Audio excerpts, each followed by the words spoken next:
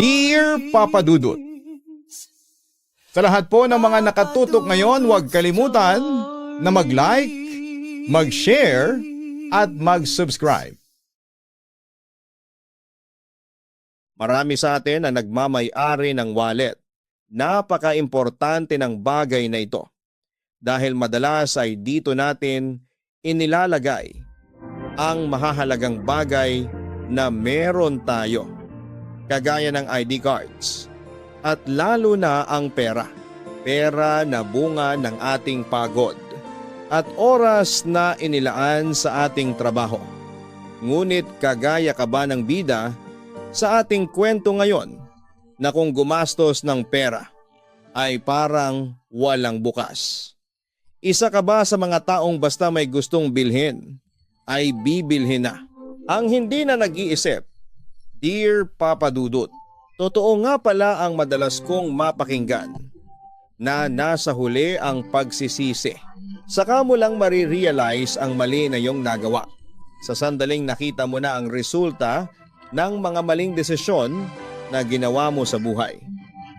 Gusto kong i-share ang aking kwento upang magsilbing aral sa mga tagapakinig mo. Papa Dudut, ako nga pala si Pura. 28 years old na ako at nagtatrabaho ako bilang isang online seller. Bata pa lamang ako ay mulat na ako sa kahirapan. Kaya noon pa man ay pangarap ko na ang maging mayaman. Aminado ako na nuknukan ako ng inggitera, Papa Dudut. Noong bata ako ay inggit na inggit ako sa kalaro ko na palaging may bagong laruan. Nagtatrabaho kasi ang tatay niya sa ibang bansa, kaya kada buwan ay pinapadalhan siya ng magagandang laruan. Sa sobrang inggit ko, kahit alam ko na walang pera ang nanay ko, ay pinipilit ko pa rin siyang ibili ako ng laruan. Kaya nga magpupunta siya noon sa bayan, ay nagpupumilit akong sumama. Isinasama naman niya ako, pero sasabihin niya sa akin bago kami umalis na bawal daw akong magturo o magpabili sa kanya ng kahit na ano. Kasi ang perang dala niya ay kasya lamang para sa bibilhin niya na kailangan talaga namin, kagaya ng pagkain. Nangangako ako sa kanya na hindi ako magpapabili para isama niya ako. Pero kapag nasa bayan na kami at nakakita na ako ng mga laruan, kagaya ng manika at dollhouse, ay pinipilit ko na siya na ibili ako. Mag-iiyak pa ako para pagbigyan niya ako. Pero hindi ako nananalo sa nanay ko kahit maglupasay pa ako. Sasabihin pa niya na sa bahay ang laruan kong bago. Pero alam ko na ang bagong laruan na sinasabi niya ay ang pamalo. Kaya naman nagtiis na lamang ako sa mga napupulot kong laruan na sira na sa junk shop. Hindi ako nagkaroon ng manika na pangarap ko at puro paper dolls lang ang naging manika ko. Nadala ko ang ugali ko na yon hanggang high school.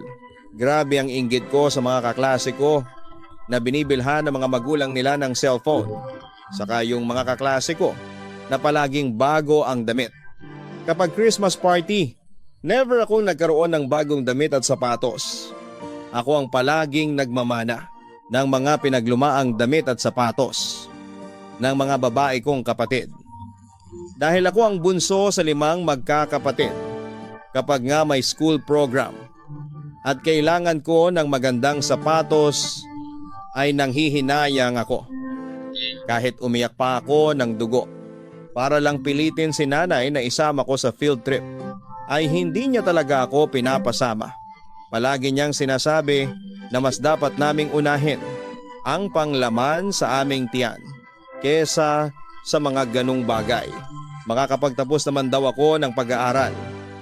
Kahit na hindi ako sumama sa field trip, lumaki at nagkaisip ako na hindi nakukuha ang gusto ko at hindi nabibili ang mga bagay na alam kong makakapagpasaya sa akin. Kaya naman pinangako ko noon sa aking sarili na once na magkaroon ako ng trabaho ay wala akong gagawin kundi ang bilhin at gawin ang lahat ng gusto ko, Papa Dudut. Pangarap ko noon ang maging flight attendant. Gusto ko kasi na makapunta ako sa iba't ibang lugar. Tapos lahat pa ng nakikita kong flight attendant sa TV ay puro magaganda. At nakasuot sila ng magandang uniform, kaya nang makapagtapos ako ng high school ay sinabi ko sa nanay ko na gusto kong mag-aral ng tourism. Pero hindi niya ako pinagbigyan dahil hindi yon kaya ng aming pera. Kaya ang nangyari ay isang 2-year course na computer course ang kinuha ko sa college. Sobrang sama ng loob ko noon, Papa Dudut. Feeling ko kasi walang kasipagan ang mga magulang ko para sa pangarap ko. Dahil na rin sa hindi ko gusto ang kursong kinukuha ko dati ay tinamad na akong mag-aral at nagdesisyon na ako na huminto na lamang nang nasa 2nd taon na ako. Nakita ko rin kasi ang iba kong kaklase noong high school na nagtatrabaho na kahit na hindi nag-college. Nainggit ako kasi kumikita na sila ng pera. Nanay, ayoko na mag-aral. Hihinto na po ako para naman sa inyo. Kasi hindi na kayo gagastos pa sa pagpapaaral ko, tugon ko sa aking nanay. Ano bang mga sinasabi mo, Pura? 1 taon na lang, tapos ka na. Iginagapang ka naman namin sa pag-aaral ng tatay mo. Kahit mangutang pa kami, sabi ng nanay ko. Kaya nga titigil na ako kaysa lumaki pa ang utang ninyo dahil sa pag-aaral ko. Saka hindi ko rin naman gusto ang course. Kaya tinatamad na ako. Alam niyo naman na turismo ang gusto ko. Masamang loob na wika ko. At ano ang gagawin mo kapag tumigil ka? Gagaya ka sa ibang kabataan dito sa atin na nakatambay lang at nakikipaglandian sa mga lalaki? Kaya nga pinag-aaral ka para magkaroon ka ng magandang buhay. Hindi naman yan para sa amin, kundi para sa iyo. Ang wika pa ni nanay. Hindi ako tatambay. Magtatrabaho na lang ako, sambit ko. Sinabi ng nanay ko sa tatay ko, ang gusto ko na tumigil sa pag-aaral, Papa Dudut. Kinausap ako ni tatay, pero kahit siya ay walang nagawa para baguhin ang gusto ko, Papa Dudut. Hanggang sa hinayaan na lamang nila ako sa desisyon ko. Sinabi pa nila na darating ang araw na pagsisisihan ko ang paghinto ko sa pag-aaral. Tumanim sa utak ko ang sinabi nilang yon at sinabi ko sa sarili ko na hindi yon mangyayari na magsisisi ako dahil wala pa akong 18 nang tumigil ako sa pag-aaral. Ay sa karinderya muna ako nagtrabaho. Naging dishwasher ako at serbidora. Doon ko nalaman na ang hirap pala talagang magtrabaho. Pero bawi naman kapag sumasahod na ako. Nag-ipon ako ng pera. Talagang hindi muna ako gumastos dahil plano ko na makabili ng cellphone. Kahit na humihingi noon si nanay ng kaunting pera sa akin para pandagdag sa panggastos namin, ay hindi ako nagbibigay. Ayoko kasing mabawasan ang iniipon kong pera para sa pangarap kong cellphone. Makalipas nga ang 1 taon ay nakabili na ako ng cellphone, Papa Dudut. Sobrang saya ko ng time na yon. Ang sarap sa pakiramdam na nakabili ako ng gusto ko. Sa kauna-unahang pagkakataon, gamit ang perang pinaghihirapan ko, bumili na rin ako ng wallet para doon ko ilalagay ang pera ko. Napagalitan pa nga ako ni nanay. Nang bumili ako ng cellphone, inuna ko pa raw ang material na bagay kesa sa pangkain namin. Ano naman ang masama kung bumili ako ng cellphone, Nay? Hindi ba pwedeng maging masaya kayo para sa akin? Kasi nakabili ako nito gamit ang sarili kong pera, nagdadamdam kong sabi. Hindi sa hindi ako masaya, Pura. Ang sa akin lang, meron ka palang pera, pero tiniis mo kami. Lalo na kapag wala tayong bigas. Humingi ako sa iyo kahit na 100 lang, pero sabi mo ay wala kang pera. Kahit na meron naman pala, paliwanag pa ni nanay. Sana nag-iipon ako, hindi ba? Hayaan mo't magbibigay na ako sa iyo. kasi wala na akong pinag-iipunan. Wika ko. Simula noon ay nakapagbibigay na ako kahit papaano kay nanay. Pero palaging masama ang loob ko. Huminto rin ang pagbibigay ko nang matuto akong bumili ng mga bagong damit at sapatos kahit mura. Para kong naadik na kada sahod ko ay dapat ay meron akong bibilhin para sa aking sarili. Naisip ko rin kasi na hindi naman ako nagkaroon ng bagong gamit noong bata pa ako.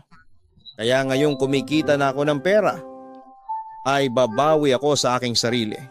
Nang magig 18 na ako ay nagkaroon ako ng maliit na handaan sa bahay. Lahat ng kaibigan ko ay in-invite ko. Hindi man yon ang pangarap ko na birthday party. Kapag nag-18 na ako ay sinabi ko sa sarili ko na kapag nagkaroon ako ng trabaho na may malaking sweldo ay palaging bongga ang celebration tuwing sasapit ang aking birthday. Dahil sa 18 na ako at nasa legal age na para magtrabaho ay umalis ako sa aming lugar para makipagsapalaran sa ibang lugar. Naisip ko kasi na hindi ako magiging mayaman kung sa karinderya ako magtatrabaho sa panghabang buhay. Mabuti sana kung ako ang may-ari noon. Hindi naman. Pumasok ako bilang isang factory worker. Tumira ako sa isang boarding house. At doon ko nalaman ang hirap ng walang magulang na kasama sa bahay. Dahil ako ang kikilos para sa aking sarili. Wala akong ibang aasahan, kundi ang sarili ko lamang. Papa Dudut. Ganon pa man ay tiniis ko ang hirap ng buhay ng mag-isa. Natuwa ako kasi mas malaki na ang sinasahod ko sa factory kumpara sa sinasahod ko noong nasa karinderya pa ako. Hindi pa rin ako tumigil sa pagbili ng mga bagong damit tuwing sahod. Kaya naman sobrang liit ng naipapadala ko sa aking pamilya kung minsan ay wala pa nga dahil napupunta ang malaking bahagi ng pera ko sa aking luho. Wow! Grabe ka talaga, Pura. Parang every month ay may bago kang damit. At talagang sa mall ka bumibili ha? Ako kasi sa ukay-ukay lang. Tapos talagang pinag-iisipan ko pa bago ako bumili. Una sa akin ang kasama ko sa boarding house na si Olive. Murang-mura lang naman ang binibili ko. Kaya kahit sa mall ay mura lang to. At saka, dapat hindi ka na nag-iisip kapag bibili ka para sa sarili mo. Kung mapapasaya ka naman, hindi ba? Wika ko. Hindi pwedeng mag-isip muna. Mas kailangan kasi ng pamilya ko ang pera. Hindi naman kasi kami mayaman. Tugon pa ni Olive. Walang masama na i-treat mo ang sarili mo paminsan-minsan. Pinagpaguran at pinagpuyatan natin ang pera natin. Wika ko. Paminsan-minsan pa ba yan? Kada buwan bumibili ka pero siguro nga magkaiba tayo.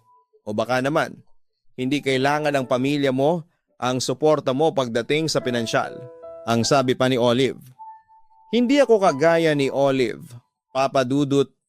Kapag may gusto akong bilhin ay hindi na ako nag-iisip. Kapag alam ko na magiging masaya ako sa isang bagay ay bibilhin ko. Saka yun na ang tamang panahon para ma-experience ko ang mga bagay na hindi ko na-experience noong bata pa ako. Wala nang pwedeng tumawa sa akin dahil puro pinaglumaan ang mga damit ko. Dahil puro na yon bago. Tunay ngang ang sarap sa pakiramdam na nabibili ko na ang mga gusto ko. Ang sarap na gamit ang perang pinagtrabahuhan ko. Yun nga lang, aaminin ko na hindi ako naging mabuting anak sa panahon na yon. Wala kasi akong ibang inisip kundi ang sarili ko. At kapag humihingi si nanay ng pera sa akin, ay madalas kong sabihin na wala kahit meron naman. Inilaan ko kasi ang pera sa mga material na bagay. At habang nagtatrabaho si Olive, sinabi niya sa akin na malapit na siyang mag-resign dahil naliliitan siya sa sinasahod niya sa pabrika. Magmamadali na raw siya at magpapabacker siya sa kakilala niya na supervisor sa isang call center company. Nihamak na mas malaki raw ang sahod doon at mas maganda ang benefits. Hinimok ako ni Olive na sumama sa kanya na mag-apply. Hindi raw bagay sa amin ang nasa isang mainit na pabrika dahil mas bagay sa amin yung nasa isang opisina na air-conditioned at nakaupo lang kami. Sinabi ko kay Olive na pag-iisipan ko kasi medyo hindi ako confident sa pagsasalita ng English. Ang sabi pa ni Olive ay siya rin ay hindi mahusay sa pagsasalita ng English. Pero dahil sa may pangarap siya ay talagang susugal siya. Sa pagpapalakas ng loob ko ni Olive na mag-apply bilang isang call center agent ay nakumbinsi niya ako na sumama sa kanya sa Maynila. Pero hindi muna kami nag-resign sa trabaho sa pabrika. Umabsent na lamang kami nang magpasa kami ng application sa company na yon at pati na noong interview namin. Nang makapasa kaming dalawa sa interview at mga exam ay saka kami nag-resign dahil sigurado may trabaho na nasasalo sa amin. Tuwang-tuwa ako nang malaman ko kung magkano ang sahod ko kada buwan at pati na ang mga benefits. Nasabi ko na mas masusunod ko na ang mga luho ko kapag nagsimula na akong sumahod at makakabili na rin ako ng bagong model ng cellphone. Minsan naman ay umuuwi pa rin ako sa amin, Papa Dudut. Nang mag-isang buwan ako sa bago kong trabaho, ay umuwi ako sa amin. Hindi dahil sa namiss ko ang aking pamilya, kundi para ipakita sa mga taga-roon sa amin na napakalaki na ng pinagbago ko at magaganda na ang damit ko. Gusto kong alisin sa alaala ng mga nakakakilala sa akin sa amin yung itsura ko noong bata pa ako, na isang batang palaging luma ang damit. Siyempre, bago ako umuwi ay nagpakulay ako ng buhok para talagang ibang-iba na ang itsura. Isinuot ko rin ang maganda kong damit at sapatos, pati na rin ang mamahaling kong bag na hulugan. Kahit mahal yon ay talagang kinuha ko. Hindi ko na inisip na baka kapusin ako sa pera sa mga susunod na araw. Basta meron lang akong maipakitang mamahaling bag sa ibang tao. Ganon ako kayabang noon, Papa Dudut. Nang makita ko ni nanay ay tuwang-tuwa siya. Ang tagal din kasi bago ako umuwi sa amin. Sinalubong niya ako at nagpresenta siya na siya na ang magdadala ng bag ko. Pero hindi ko yan binigay sa kanya dahil baka masira pa ang mamahaling kong bag. Bakit naman hindi ka nagsabi na uuwi ka, Pura? Sana'y nakapagluto kami ng masarap na ulam. Hindi na kailangan. Kumain na ako kanina sa may bus terminal. Malamig kong tugon. Pagdating ko ay binigyan ko si nanay ng PHP 1000. Nakita ko naman na naluha siya. Tama-tama raw yon kasi kakaubos lang ng bigas nila. Humingi pa siya sa akin ng dagdag dahil may field trip daw ang pamangkin ko. Gusto raw sumama. Sinabi ko na hindi ko na responsibilidad yon dahil may magulang ang pamangkin ko. Saka bumalik sa ala-ala ko. Yung panahon na halos maglupasay na ako sa pagmamakaawa kay nanay para lamang pasamahin ako sa field trip, pero hindi niya ako isinasama dahil wala kaming pera. Hindi man lang siya noon gumawa ng paraan, pero pagdating sa mga apo niya ay gumagawa siya. Natulog agad ako pagkapasok ko sa bahay. Ni hindi ko man lang kinumusta ang tatay at nanay ko, maging ang mga kapatid ko. Pagkagising ko ay handa na ang hapunan. Naalala ko na adobong baboy na may nilagang itlog ang ulam namin. Para sa amin ay espesyal na ang ganong ulam. Nakakapag-ulam lamang kami ng karne kapag may sobrang pera, pero kapag wala ay gulay o tuyo naman. Sa Manila na pala ako nagtatrabaho ha, sa call center na. Umalis na ako sa pabrika kasi walang mangyayari sa akin doon, turang ko. Ang galing-galing mo naman Pura.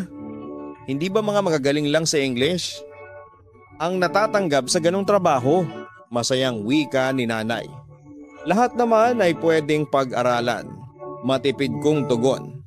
Basta, nakaka-proud ka pa rin. Saka ang laki na lang pinagbago mo. Mas lalo kang gumanda anak. Puri pa ni nanay. Medyo naasar lamang ako sa sinabi niya. Nakita ko kay nanay at sa mga papuri niya sa akin nang malaman niya na isa na akong call center agent. Hindi ko pa rin kasi nakakalimutan kung paano niya ako hindi pinagbigyan sa mga gusto ko noong bata pa ako. Tapos porket maayos na ang trabaho ko, ay naging mabait siya bigla sa akin. Kinabukasan ng umaga, nang magising ako, ay narinig ko si nanay na may usap na isang babae sa labas ng aming bahay. Mary, yung anak mo bang si Pura ay nag-Japayuki? Nakita ko kahapon. Ang ganda-ganda na. Parang galing Japan. Baka naman may dala siyang chocolate o lotion. Pahingi naman ako, sabi ng babaeng kausap ni nanay. Hindi siya galing sa Japan. Sa Maynila na kasi siya nagtatrabaho. Sagot pa ni nanay. Ano bang trabaho ni Pura sa Maynila? Baka may sugar daddy na yung anak mo ha? Sabi ng kausap ni nanay na tunog tsismosa. Wala siyang sugar daddy. Bunganga mo naman Mare. Baka marinig ka ng anak ko. Sa call center siya nagtatrabaho. At malaki ang sahod niya. May pagmamalaking sabi pa ni nanay. Magaling pala sa English ang bunso mo no. Nakapasok sa call center eh. Aba, hindi ako magtataka kung isang araw ay mansyon na itong bahay mo at buhay doon niya ka na, sabi ng kausap ni nanay. OA mo naman Mare. Ako naman ay kung ano ang ibigay ng mga anak ko ay tatanggapin ko. Hindi ako naghahangad ng malaki. Basta nasa mabuti silang kalagayan. Wika pa ni nanay. Hindi ko alam. Pero may naramdaman akong kurot sa puso ko sa sinabing iyon ng nanay ko. Sa tono kasi ng pagsasalita niya ay nararamdaman ko na talagang proud siya sa akin, Papa Dudut. Pero nang bigla akong maalala ang mga naging experience ko noong bata pa ako na hindi niya naibibigay ang mga gusto ko. Kaya lumaki akong inggitera. Ay agad ding nawala ang pakiramdam ko na yon. Naging mabilis ang pag-adjust ko sa pagiging call center agent. Nung unay kinakabahan pa ako na baka hindi ako magtagal at baka hindi ko kayanin ang trabaho. Ngunit nang masanay na ako sa araw-araw kong ginagawa at nasanay na rin ako sa pagpupuyat kapag panggabi ako, ay naging madali na sa akin ang lahat. Nagkaroon din ako ng kaibigan na katrabaho ko. Siyempre, hindi ko pa rin nakakalimutan si Olive na siyang tumulong sa akin para makapasok sa trabaho ko na yon. Papa Dudut, yun nga lang, nang medyo tumagal na. Ay unti-unti na akong lumayo sa kanya dahil sa mga bago kong kaibigan sa trabaho. Nag-uusap na lamang kami ni Olive kapag naaabutan namin ang isa't isa sa boarding house kung saan kami nakatira. Mahilig lumabas para uminom ang mga nasamahan kong kaibigan. Kumbaga, mga pasosyal sila, Papa Dudut. Palaging magaganda ang mga damit at cellphone nila ay yung latest. Kaya sinabi ko sa aking sarili na dapat ay makasabay ako sa kanila. Kasi natatakot ako na baka mapagtawanan nila ako. Pura, napapansin ko na. Yang bag na yan ay palagi mong ginagamit. Wala ka bang ibang bag? Nakakatuwang puna sa akin ni Ria na isa sa mga naging kaibigan ko sa trabaho. Hindi, may mga bag pa ako. Pero ito kasi ang favorite ko, pagsisinungaling ko. Ang totoo kasi, ayun lamang ang nag-iisang mamahaling kong bag, Papa Dudut. Yung iba ay nahihiya kong gamitin sa trabaho kasi mumurahin. Alam ko kasi na marunong tumingin sa presyo ang mga kaibigan ko base sa brand ng isang gamit. May kilala akong nagbebenta ng mga luxury bags. Gusto mo na bumili ka sa kanya. Sa kanya ako bumibili ng mga bags and shoes ko. Pwedeng 6 months to pay. Kaya hindi masakit sa bulsa. Taan pa ni Ria. Dahil sa nahiya ako na baka sabihin ni Ria na hindi ko afford ang ganong gamit, ay sinabi ko sa kanya na samahan niya ako sa kaibigan niya na nagbebenta ng mamahaling bags. Pag out namin sa trabaho ay doon na kami dumiretso at napabili ako ng walang oras ng bag na mamahalin. Kahit pa sabihin na 6 na buwan ko yung babayaran, ay mabigat pa rin sa bulsa. Hindi ko na lang pinaalam kay Ria na talagang kakapusin ako sa mga buwan-buwan kong binabayaran dahil sa pagkuha ko ng bag na yon, Papa Dudut. Nang i-budget ko ang pera ko para sa buwan na yon, ay sumakit ang ulo ko dahil kinulang ako.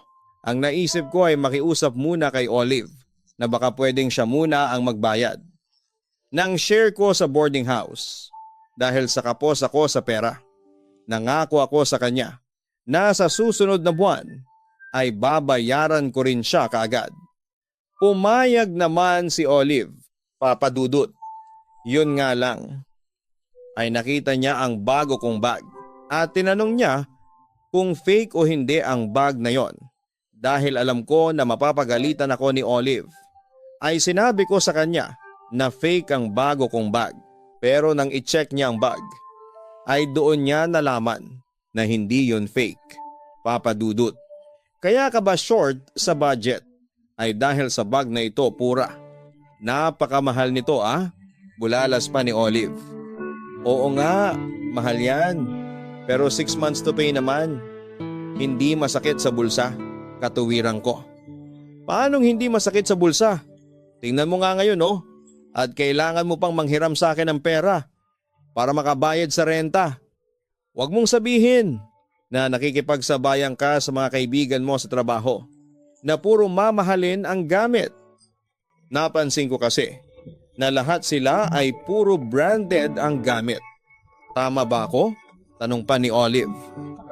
Kung makapagsalita ka naman, anong tingin mo sa akin? Walang sariling pag-iisip.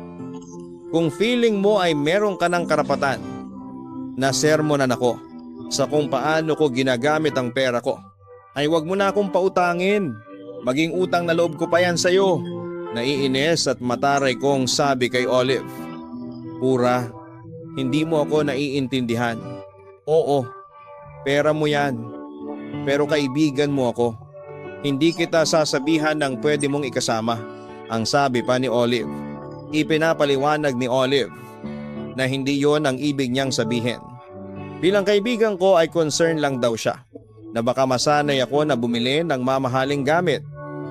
Tapos sa huli ay wala na akong budget para sa mga bagay na kailangan ko talaga. Ilang araw din kaming hindi nagpapansin ni Olive. Sa panahon na yon, Papa Dudut, talagang sarado ang isipan ko noon. Kaya ako pa ang may ganang magdamdam kay Olive. Kahit ang totoo ay kapakanan ko lang ang iniisip niya. Si Olive pa nga mismo ang unang umimik sa akin. Nagsorry siya sa akin kung hindi ko raw nagustuhan ang sinabi niya at humingi ako ng tawad sa kanya dahil sa nagtaas ako ng boses.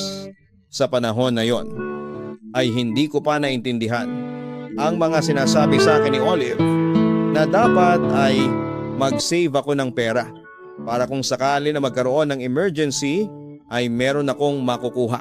Maaari ko naman daw ibenta ang mga mamahaling gamit na meron ako. Pero matagal pa na proseso yon. Paano daw kung kailangan ko talaga ng pera para sa akin? Ang importante lang ay ang hindi ako mapahiya sa mga kaibigan ko at mabili ko ang mga bagay na makapagpapasaya sa akin. Palagi kong sinasabi sa sarili ko na deserve ko yon at bumabawi lamang ako. Kasi hindi ko naranasan yon noong bata pa ako. Hindi lang ako sa gamit naging magastos, kundi maging sa pagkain. Papadudot, kung noong first month ko sa trabaho ay sa karinderya sa labas ng office ako kumakain. Kasama si Olive ay nagbago na yon. Nang mapasama ako sa mga kaibigan ko sa work, gumaya rin ako sa kanila na nagpa-deliver ng pagkain na mas mahal kumpara sa karinderya na nasa halagang PHP80 ay busog na ako tapos may libreng sabaw pa. Alam ko na nagulat noon si Olive kung bakit kapag mag-shift kami ay hindi na ako sumasama sa kanya sa pagkain sa karinderya.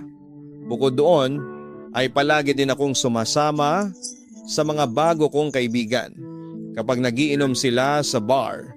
At para makasabay ako sa kanila ay may mga pagkakataon na nangungutang na ako sa ibang tao na may tubo. Hindi ko na naisip noon na mas lalo akong magkakaproblema sa ginagawa kong pangungutang dahil sa luho kong yon na ginagastos at hindi sa mahahalagang bagay, papadudot. Nagpatuloy ako sa ganong lifestyle na pinipilit kong panindigan. Kahit ang totoo ay hindi ko kaya. Yung tipong wala na akong pakialam pa. Kahit na hindi ako makapag-ipon at makapagpadala sa pamilya ko. Naging madalas na kapag nanghihingi si nanay sa akin ng pera, ay palagi kong sinasabi na wala akong maibibigay sa kanya. Hanggang sa dumating na sa punto na napansin ko na hindi na humihingi ang nanay ko sa akin. Siguro inisip niya na mas maraming beses akong hindi nagbigay kesa sa nagbigay. Kaya napagod na rin siya na humingi ng tulong sa akin pagdating sa pinansyal. Ganun pa man, kahit na hindi na ako nakakapagbigay sa pamilya ko, ay halos araw-araw pa rin akong tinetext ng nanay ko para kumustahin at sabihan na huwag kong pababayaan ang sarili ko. Lalo na sa aking kalusugan. Mahirap daw kapag nagkaroon ako ng sakit dahil wala akong pamilya na kasama. Isang araw ay narinig ko ang mga kaibigan ko na pinag-uusapan nilang paglabas ng isang bagong modelo ng mamahaling cellphone. Lahat sila excited at ang iba ay sinabi na talagang bibili sila noon kapag available na sa market. Nang lumabas na nga sa market ang cellphone na yon, ay nakita ko na halos lahat ng kaibigan ko ay meron na noon, papadudot. Hinimok pa ako ni Rhea na dapat ay palitan ko na ang luma kong cellphone at bumili na ako ng cellphone na kagaya ng sa kanila. Ang sabi ko ay okay pa naman ang cellphone ko, kaya wala pa akong dahilan para bumili ng bago. Pera ba ang problema mo? Pwede ka namang mag-apply ng plan para makakuha ka ng phone na kagaya ng sa amin, sabi ng isa kong kaibigan na si Nida. Tama, ganun nga lang ang ginawa ko. Tinaasan naman ang sahod mo, kaya kayang-kaya mo yon, sang-ayon pa ni Rhea. Nagpadala na naman ako sa paghimok ng mga kaibigan ko, papadudot. Tinulungan nila ako na makakuha ng cellphone. Ipinakita ko sa kanila na masaya ako kahit na ang totoo ay nangangamba ako sa dagdag na babayaran ko buwan-buwan. Hindi pa nga ako tapos magbayad doon sa bag. Tapos ay may dumagdag pang isa. Kahit pa tumaas ang sahod ko ay hindi pa rin yon sapat para sa mga dapat kong bayaran sa monthly. Sa pagdagdag ng gastos ko ay halos wala nang natitira sa sahod ko. Wala na akong budget sa pagbili ng mga bagay na gusto ko dahil malaking bahagi ng pera ko ay napupunta na sa mga dapat kong bayaran. Doon na ako nagsimulang tipirin ang sarili ko. May isang pagkakataon na nakita ko ni Olive na kumakain ng instant pancit canton sa boarding house para sa hapunan. Bakit yan lang ang dinner mo? Tinatamad ka bang kumain sa labas? Tanong ni Olive. Hindi ako tinatamad, kundi nagtitipid. Ang dami ko kasing kailangan bayaran ngayong buwan, tugon ko. Ikaw kasi, kumuha ka pa ng mamahaling cellphone. Pwede ka namang hindi bumili ng ganon ng presyo, ang sabi pa ni Olive. Nadala kasi ako sa mga paghihimok ng mga kaibigan ko. Pag-amin ko. Pura, may sasabihin ako sa iyo. Pero wag ka sanang magagalit ah.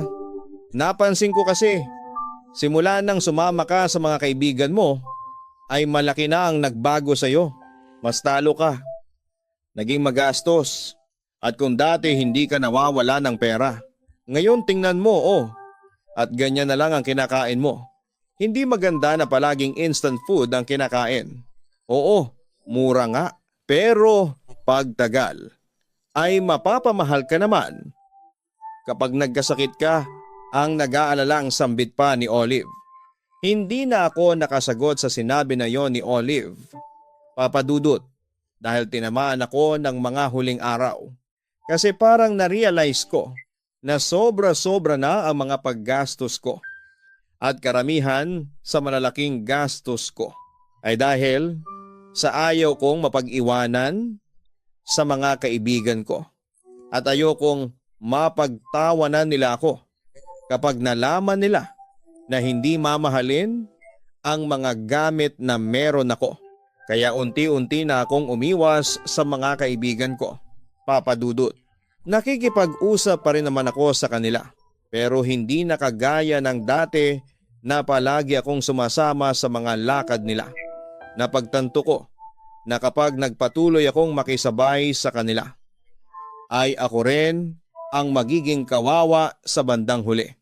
Pero kahit umiiwas na ako sa kanila, ay kinailangan ko pa ring tipirin ang aking sarili dahil hindi pa rin natatapos ang aking mga dapat bayaran. Papadudot, halos puro instant food na ang kinakain ko dahil mas tipid yon. At sa ganoon ako nakakatipid. Makalipas nga ang 2 taon, sa kumpanya na yon ay lumipat na ako sa isang BPO company at kahit magkahiwalay na kami ni Olive ng pinagtatrabahuhan, ay nasa isang boarding house pa rin kami. Hanggang isang araw ay may napansin si Olive sa akin. Nagda-diet ka ba, Pura? Parang ang payat mo ngayon. Share mo naman ang secret mo para pumayat din ako kagaya mo, ang sabi pa ni Olive. Anong diet? Hindi ako nagda-diet no. Siguro dahil nag-adjust pa ako sa bago kong work ngayon, ang sabi ko. Kumakain ka ba ng ayos? Parang iba kasi ang pagpayat mo. Magpa-check up ka kaya? May pasok ka ba bukas? Pwede kitang samahan? Wika niya. Huwag na. Wala naman akong nararamdaman na kung ano sa katawan ko. Saka gastos lang yung check up na yan. Pagtanggi ko. Gumagastos ka nga sa mga mamahaling gamit. Kaya dapat ganun din sa kalusugan mo. Mahirap kapag nagkaroon ka ng sakit, Pura. Baka hindi ka na makapagtrabaho. Paalala ni Olive sa akin. Hindi ko binigyan ng pansin ang paalala ni Olive. Papadudot. Mas inilaan ko pa ang pera ko sa material na bagay kesa sa pagpapacheck up.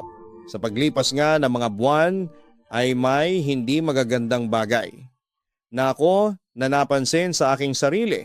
Nakakaramdam ako ng sakit sa tuwing ako ay umiihi at palaging sumasakit ang likod ko sa katapat ng bewang. Doon na nga ako nagpatingin sa doktor at nalaman ko na meron akong UTI. Nagamot naman yon. Papadudot. Pero after ng 1 buwan ay bumalik ulit. Bukod pa roon ay talagang bumagsak ang katawan ko. Ang laki ng pinayat ko. Mabilis na rin akong mapagod. At kapag ganoon, ay para akong kakapusin palagi sa paghinga. Habang nasa boarding house ako, ay bigla na lamang akong nawala ng malay. Mabuti na lamang at kasama ko. Sa oras na iyon si Olive. Kaya nakahingi siya kaagad ng tulong para madala ako sa ospital. Nang magising ako, ay sa ilalim na ako sa iba't ibang test. Matapos sa mga test ay lumabas ang resulta. At kinausap na ako ng doktor. Sinabi niya sa akin na masama na ang lagay ng kidney ko. Hindi na raw yon nagpa-function ng maayos. Wala na raw yung kakayahan na mag-filter ng dumi mula sa aking dugo. Binigyan niya ako ng 2 option. Pwede ako magpa-dialysis pero panghabang buhay na yon. O pwede akong magpa-transplant kung makahanap sila o ako ng donor na merong healthy kidney. Parang gumuho ang mundo ko sa mga nalaman kong yon, Papa Dudut. Pakiramdam ko ay katapusan na ng lahat, kaya iyak ako ng iyak. Ang nakakapanlumo pa. Nang i-check ko ang aking wallet ay wala na yung laman na pera. Nang pumasok si Olive sa kinaratnang ko ay naabutan niya akong umiiyak. Sinabi ko sa kanya ang kalagayan ko at maging siya ay naiyak din sa mga nalaman. Pwede ka namang mag-dialysis pura. Huwag kang mawalan ng pag-asa, ang sabi pa ni Olive. Habang buhay ang dialysis, Olive, saan naman ako kukuha ng pera para sa pangsuporta sa gamutan ko na yon? Napakatanga ko kasi. Masyado akong naging magastos. Wala man lang akong naipon para dito. Kahit nga itong wallet ko ay walang kalaman-laman ng hihina kong wika. Hindi na kita pagagalitan ha. Dahil alam ko na ang nangyari sa iyo ngayon. Ay natutunan mo na ang mga leksyon mo. Huwag kang mag-alala. Dahil kung ano ang may tutulong ko sa iyo ay gagawin ko. Siguro mas makakabuti rin kung umuwi ka muna sa inyo kasi mas maaalagaan ka doon kaysa dito na hindi kita maasikaso. Kasi meron akong trabaho, ang sabi pa ni Olive. Nung una ay nag-alinlangan ako na umuwi sa amin.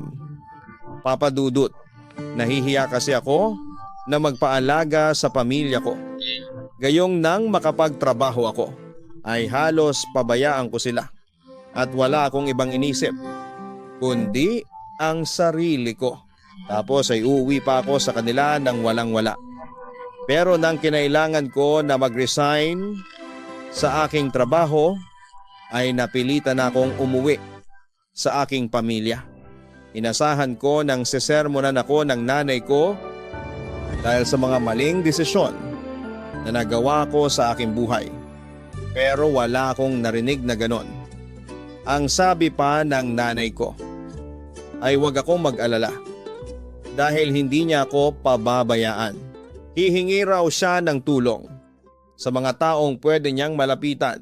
May ilang mabubuting tao na nanghingi ng tulong ang nanay ko para sa aking pagpapagamot.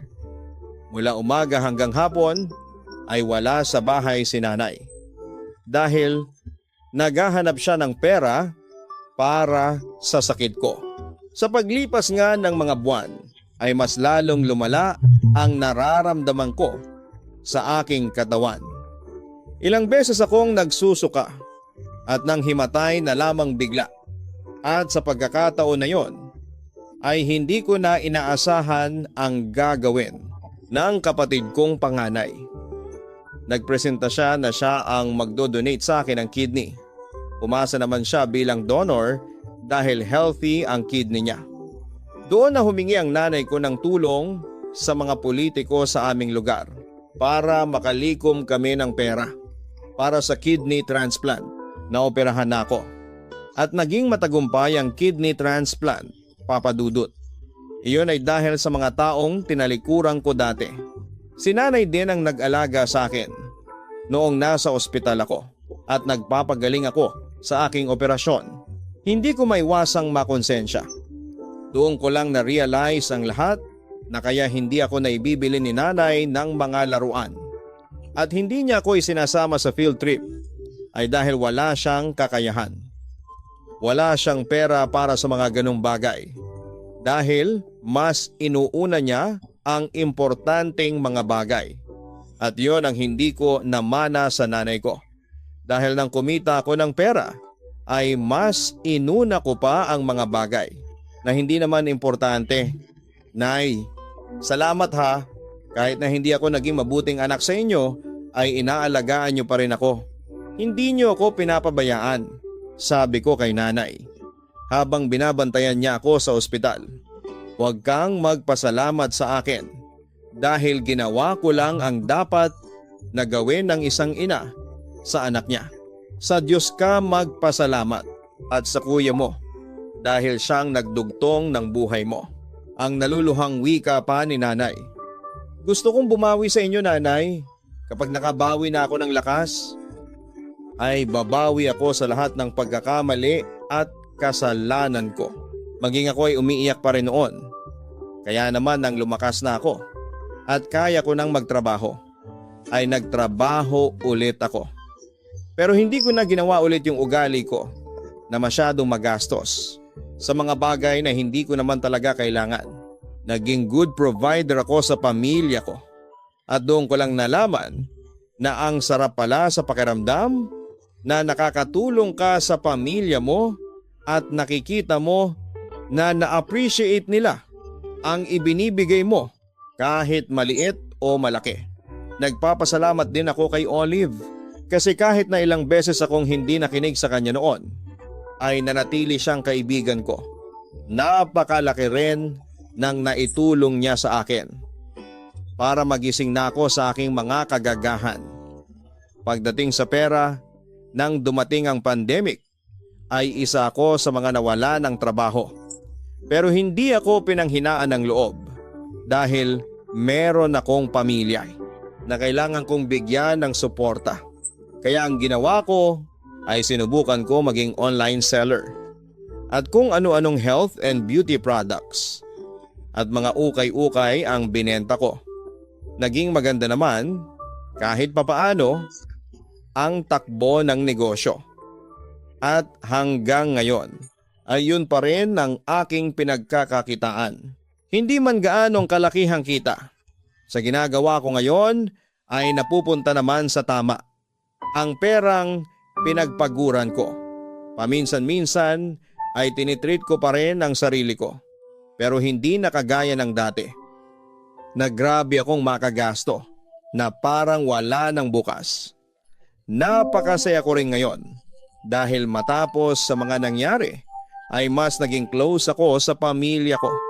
Lalo na sa kuya ko na nagbigay ng kidney niya para sa akin at sa aking nanay. Na mas naunawaan ko na kung bakit may mga bagay akong hiniling sa kanya pero hindi niya naibigay. Doon ko naunawaan na hindi ko dapat ikumpara ang nanay ko sa nanay ng iba. Dahil kung may kakayahan lang si nanay na ibigay ang lahat sa akin, lahat ng gusto ko ay alam kong gagawin niya yon. Lubos na gumagalang, pura, wala tayong kakayahan. Na malaman ang mangyayari sa hinaharap. May mga pangyayari na hindi natin inaasahan na talagang gugulatin tayo. Importante na matuto tayong mag-impok para sa pagdating ng tag-ulan upang sa gayon, kapag may dumating na hindi naasahang pangyayari, ay meron kaagad tayong mahuhugot. Walang masama na i-enjoy mo ang perang pinaghirapan mo. Walang mali sa pag-treat sa sarili mo. Lalo na kung ito ay ginagawa mo in moderation. Ngunit dapat ay alam din natin ang ating kakayahan sa paggastos.